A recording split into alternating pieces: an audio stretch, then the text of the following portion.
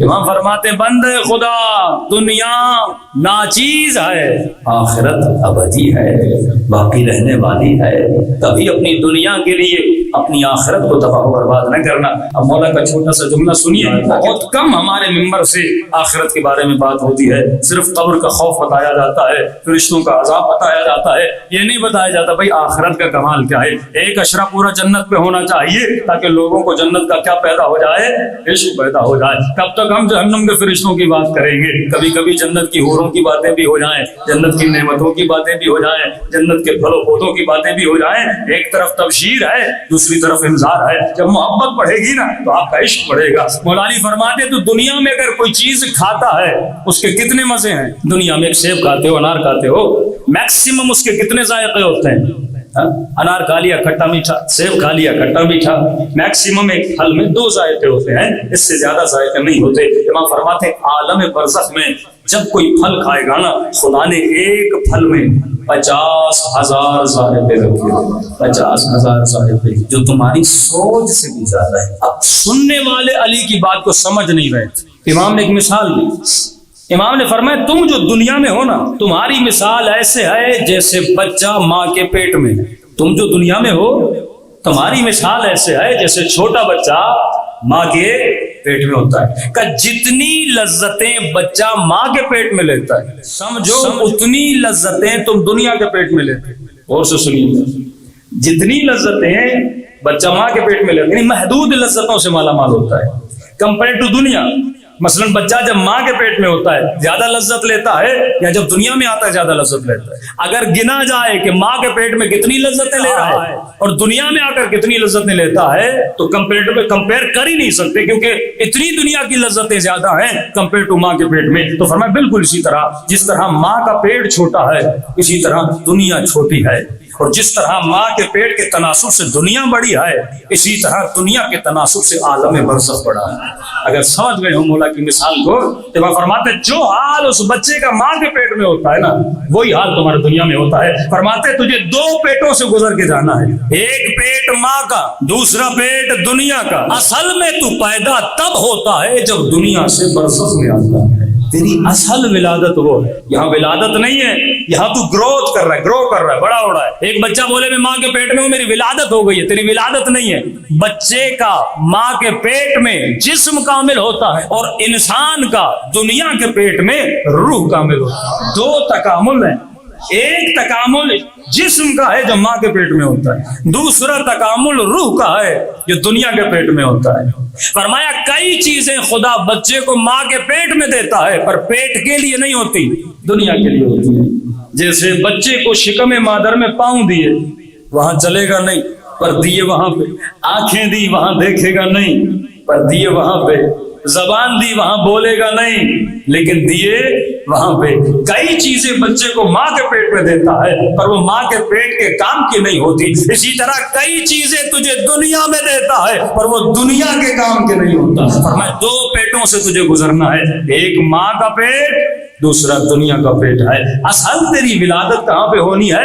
ولادت عالم برزخ میں ہونی ہے۔ فرمایا جس طرح ماں کو خیال رکھنا پڑتا ہے نا ماں کے پیٹ میں، ماں جو کھاتی ہے اس کا اثر بچے پہ ہوتا ہے، ماں جو دیکھتی ہے اس کا اثر بچے پہ ہوتا ہے، ماں جو پیتی ہے اس کا اثر بچے پہ ہوتا ہے، ماں جس سے دوستی کرتی ہے اس کا اثر بچے پہ ہوتا ہے، ایون جو ماں سوچتی ہے اس کا اثر بھی بچے پہ ہوتا ہے۔ بالکل اسی طرح جب تو دنیا میں آتا ہے جس سے تو دوستی کرتا ہے اس کا اثر تیری روح پہ ہوتا ہے، جو تو کھاتا ہے اس کا اثر تیری روح پہ ہوتا ہے، جو تو سوچتا ہے اس کا اثر تیری روح پہ ہوتا ہے۔ اب یہ تیرا کمال ہے کہ تو ماں کے پیٹ سے صحیح سالم ہو کر آیا، لیکن اس سے برترین کمال یہ ہے کہ جب تو دنیا کے پیٹ سے نکلے تو علی کے دامن میں صحیح سالم ہو کر پیدا ہو۔ تبھی فرمایا من یموت یرانی، جو بھی دنیا سے جاتا ہے علی کی زیارت کر کے جاتا ہے۔ آنسو فرماتے کئی بچے شکم مادر سے ناقص الولادہ ہو کے پیدا ہوتے ہیں، لولے لنگڑے پیدا ہوتے ہیں، زائد اعضاء لے کے۔ ایک بچہ پیدا ہوا 2 گردنیں ہیں 2 دل ہیں، کوئی پیدا ہوا ہاتھ نہیں، آنکھ نہیں، ہونٹ نہیں، یہ ناقص ہے۔ فرمایا بالکل اسی طرح جب برزخ میں لوگ پیدا ہوں گے نا کوئی سالم پیدا ہوگا، کوئی ناقص پیدا ہوگا، کوئی زائد پیدا ہوگا۔ برزخ بری نہیں ہے، کیونکہ تو ناقص پیدا ہوگا وہاں تکلیف میں رہے گا۔ چھوٹی سی مثال دوں گا آپ کے ذہنوں کو، فکر کو روشن کرنے کے لیے۔ مثال کے طور پہ کوئی بچہ دنیا میں آیا اندھا، آنکھیں نہیں، دنیا اسے تکلیف نہیں دیتی، یہ اپنے نقص کی وجہ سے تکلیف میں ہوتا ہے۔ دنیا نے اسے کوئی اذیت نہیں دی، لیکن کیونکہ آنکھیں نہیں ہیں، دنیا کی تصویروں کو دیکھ نہیں پاتا، کیونکہ اس کے وجود میں کوئی کمی ہے، لہذا یہ کس میں رہتا ہے؟ تکلیف میں رہتا ہے۔ اور بالکل اسی طرح برزخ کسی کو تکلیف نہیں دیتی، کیونکہ ناقص پیدا ہوتا ہے، برزخ کی نعمتوں سے فائدہ نہیں دے پائے گا۔ آپ کو بخار ہوتا ہے نا، ذائقہ چلا جاتا ہے، بہترین کھانا سامنے ہوتا ہے، آپ کھاتے ہو مزہ ہی نہیں آتا، آدمی تنگ آ جاتا ہے، بھائی میرا ذائقہ ختم ہو گیا۔ بعض لوگوں کے ناک کی خوشبو چلی جاتی ہے، بہترین ہاتھ رہا ہے، سونگ نہیں پاتا۔ اسی طرح برزخ میں جب بندہ آئے گا نا، اللہ کی نعمتوں کو دیکھے گا، فائدہ نہیں لے پائے گا۔ تو فرمایا ایسا جسم بنا کے لا جو جسم نعمتهای برزخی سے کیا لے؟ فائدہ لے۔ اگر جسم ہم آہنگ نہیں ہوگا، اس کا تناسب نہیں ہوگا، تو برزخ کی نعمتوں سے فائدہ نہیں لے پائے۔ بندہ پیدا ہو لیکن اندھا پیدا ہو، علی کو نہ دیکھ پائے، کتنی اذیت میں ہوگا۔ فرمان کان فی ھذہ اعمی، تو یہاں اندھا ہے وہاں بھی کیا ہے؟ اندھا ہوگا، یعنی یہاں حقائق عالم کو نہ دیکھے، اللہ اسے وہاں کیا کرے گا؟ اندھا پیدا کرے گا۔ رسول فرماتے میری امت کے گنہگار 10 حیوانوں کی شکلوں میں اٹھائے گئے۔ معصوم فرماتے ہیں جیسا مزاج تیرا دنیا میں ہوگا نا، ویسا مزاج لے کر آخرت میں پیدا ہوگی۔ کہ مولا آپ کا قرب کیسے حاصل کریں؟ امام فرماتے ہیں ہماری صفات کو اپنے وجود میں پیدا کرنا چاہیے۔